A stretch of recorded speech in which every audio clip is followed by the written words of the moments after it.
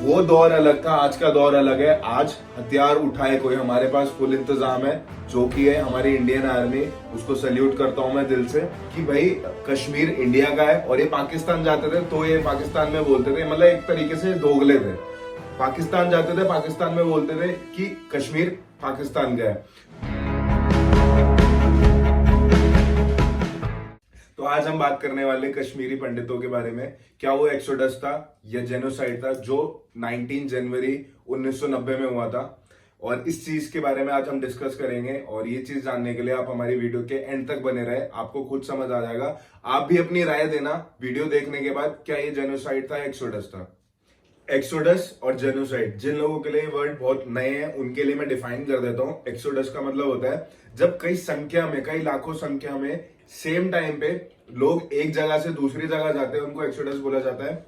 Genocide, genocide होता है जब किसी का मर्डर करके, रेप करके, किसी पूरी कौम का उनको भगा दिया जाता है मार काट के, उसको जेनोसाइड बोलते हैं। देखिए, ऐसा नहीं था, कश्मीर में हमेशा से कोई मजहबी दंगे नहीं होते थे, लोग बहुत प्यार से रहते थे।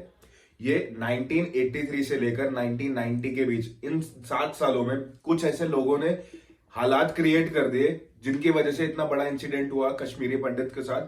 तो आज हम वही डिस्कस करने वाले हैं, किसने करवाया, क्यों करवाया और कैसे करवाया। 13 सेंचुरी से पहले सारी जो पॉपुलेशन थी कश्मीर की वो हिंदू थी, और 14 सेंचुरी में कुछ मुस्लिम्स आए, उन्होंने अपनी हुकूमत चलाई। और उस टाइम पे कुछ कश्मीरी पंडित कश्मीर छोड़ के चले गए, और कुछ टाइम बाद वो वापस भी आ गए। उनको बनमासी बोला जाता है।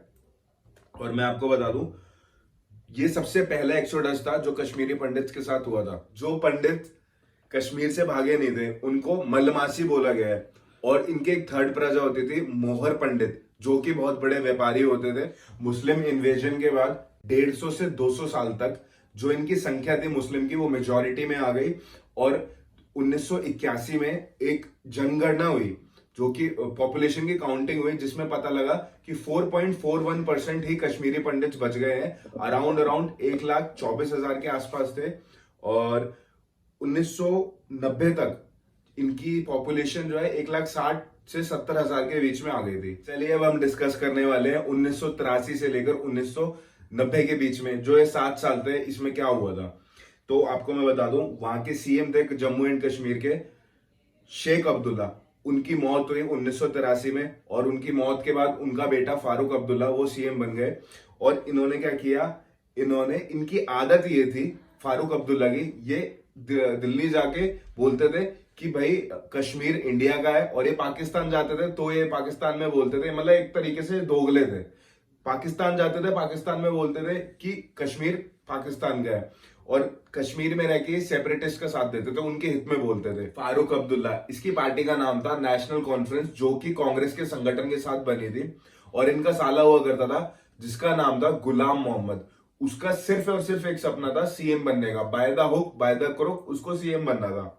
जो नेशनल कॉन्फ्रेंस पार्टी थी उसको तोड़ा गया गुलाम मोहम्मद शाह के द्वारा, और फिर उसका पार्टी का नाम नया चेंज करके रखा गया अवामी नेशनल कॉन्फ्रेंस। तो उसके बाद क्या था, गुलाम मोहम्मद को सीएम बना दिया गया, जो कि कांग्रेस की सबसे बड़ी मिस्टेक मानी जाती है, ब्लंडर मिस्टेक बोलते हैं उसे। और उसके बाद उसने क्या किया, गुलाम मोहम्मद ने सेपरेटिस्ट का साथ दिया। सेपरेटिस्ट आपको बताता हूं क्या क्या होते हैं, सेपरेटिस्ट किसे बोला जाता है। चलिए अब हम जानते हैं इन तीनों सेपरेटिस्ट का क्या मोटिव था। जो JKLF थी, ना ये इंडिया के साथ थी ना ये पाकिस्तान के साथ थी, ये कश्मीर को इंडिपेंडेंट ये देश बनाना चाहते थे। किसके जोर पे, ये AK-47 उठाते थे, लोगों के घर में घुसते थे, हिंदुओं के घर में घुसते थे, सीधा बहन बेटियों का रेप करते थे, गोली मारते थे लोगों को, और हिंदुओं को भगा देते थे। दूसरे पे हिजबुल मुजाहिदीन, ये पार्टी का काम था, ये पाकिस्तान बनाना, पाकिस्तान में कश्मीर को लेके जाना चाहते थे। और तीसरी थी हुर्रियत, इनका सिंपल फंडा था, ना ये मारपीट में बिलीव करते थे ना ये वायलेंस में बिलीव करते थे। ये साफ बोलते थे इस मसले को बातचीत करके सॉल्व किया जाए। उस टाइम पे कश्मीर में 3 सेपरेटिस्ट पार्टी होती थी, जिनका नाम था, सबसे पहला था JKLF, जो कि बोला जाता था Jammu and Kashmir liberation front के नाम से। और दूसरा था हिजबुल मुजाहिदीन, और तीसरा था ऑल पार्टी हुर्रियत कॉन्फ्रेंस। अब हुर्रियत कॉन्फ्रेंस को एक शॉर्ट में बोलते हैं हुर्रियत। कांग्रेस के हिसाब से चलने के बजाय गुलाम मोहम्मद शाह ने क्या किया, उसने भड़काने लगा वो मुस्लिम्स को कि भाई जो कश्मीरी पंडित है उनकी संख्या कश्मीर में बहुत कम है, और जितने भी अच्छे लॉयर्स, प्रोफेसर, जजेस थे, सारे के सारे कश्मीरी पंडित थे। और एक चीज है, ये बोला जाता था कि भाई जो कश्मीरी पंडित कौम है ये बहुत होशियार होती है, बहुत पढ़े लिखे होते थे। 1986 में बाबरी मस्जिद के दरवाजे खोल दिए गए ताकि हिंदू उसमें जाए और पूजा करे। बट आपका सवाल होगा ऐसा क्यों? क्योंकि एक केस था शाह बन्नू, जो कि लीडिंग केस था 1986 में। उस केस के द्वारा जितने भी हिंदू थे वो कांग्रेस से थोड़ा सा कट गए थे, थोड़ा उनका वोट कट गए थे, वो इस चीज के खिलाफ थे।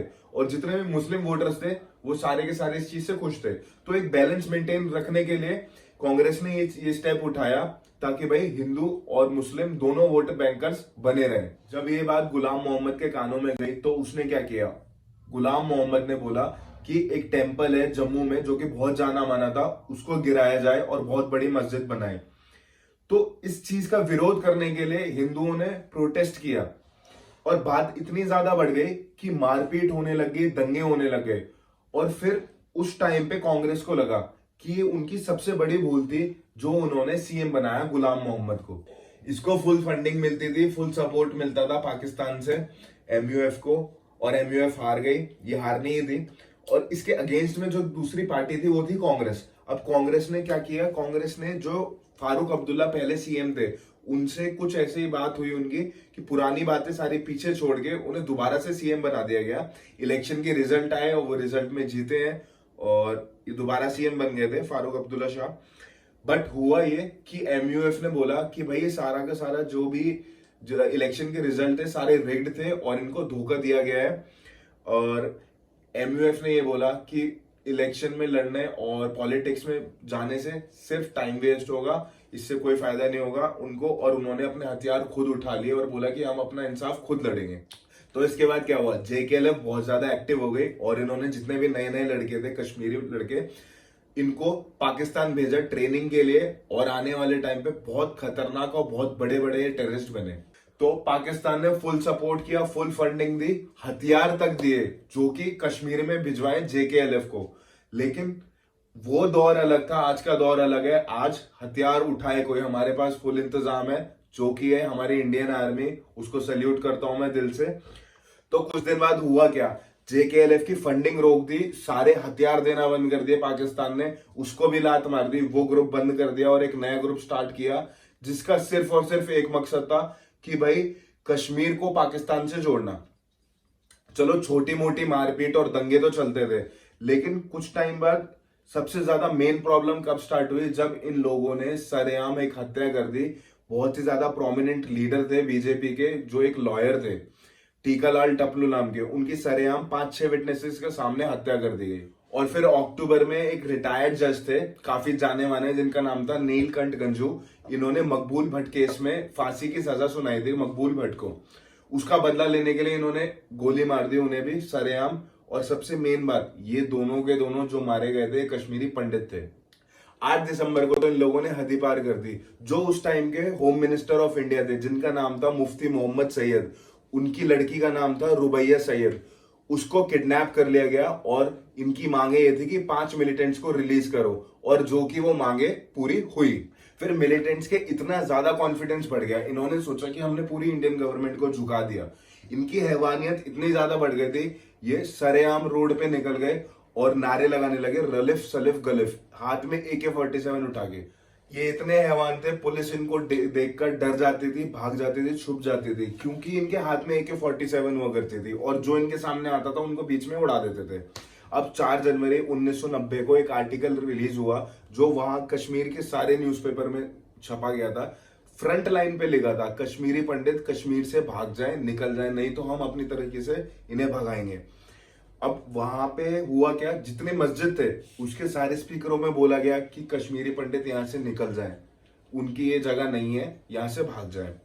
उसके बाद क्या हुआ? एक हिट लिस्ट निकाली गई जिसपे लिखा था जितने भी रेप्यूटेड कश्मीरी पंडित हैं उनको मार दिया जाएगा। और उसके बाद ये तो ठीक था, लेकिन सबसे जो खतरनाक रात थी वो थी 19 जनवरी 1990 की, जिसमें बहुत सारे चेन ऑफ इवेंट्स हुए। 19 जनवरी को जो कुछ भी हो रहा था, जो कुछ भी चल रहा था, ऐसा लग रहा था ये प्रॉपरली प्री प्लान्ड है। और उसके बाद बीजेपी सरकार के सपोर्ट के द्वारा एक गवर्नर बनाए गए कश्मीर के, जिनका नाम था जगमोहन। जिस दिन वो गवर्नर बनाए गए उसी सेम डे फारूक अब्दुल्ला ने रिजाइन दे दिया। तो उस टाइम पे मौसम के खराब होने की वजह से 6 महीने जो जम्मू कश्मीर की कैपिटल रहती थी वो रहती थी जम्मू, और 6 महीने रहती थी श्रीनगर। श्रीनगर रहती थी समर्स में और विंटर में रहती थी जम्मू। तो हुआ क्या, उस दिन कुछ गवर्नमेंट ऑफिशियल्स जितने भी थे सारे के सारे थे जम्मू में, कश्मीर को खाली छोड़ दिया गया था। और मौसम के खराब होने के कारण ही जगमोहन जी टाइम पर कश्मीर नहीं पहुंच पाए। और उस टाइम पे ऐसा लग रहा था कि कश्मीर बिल्कुल खाली छोड़ दिया गया है, ना कोई उसके ऊपर कोई गवर्नमेंट थी, ना कोई अथॉरिटी थी, कोई भी रूलर नहीं था। और इसी चीज का फायदा उठाते हुए मिलिटेंट्स ने क्या किया, लोगों को मारना शुरू किया।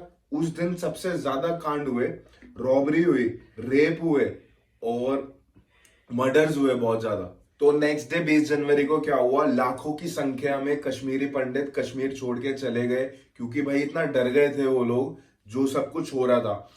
अब फिर जिनके पास पैसा था थोड़ा, वो तो अपने रिलेटिव्स के पास पहुंच गए। जो गरीब थे, जिनके पास पैसा नहीं था, वो कैंप्स में गए। और कैंप्स में जाने के बाद उनके पास एक यही होप थी कि ये जब माहौल ठीक हो जाएगा तो हम वापस अपने घर चले जाएंगे। बट ऐसा नहीं हुआ। आज 32 साल हो गए, 32 सालों तक वो भटक रहे हैं, अपने घर नहीं पहुंच पाए।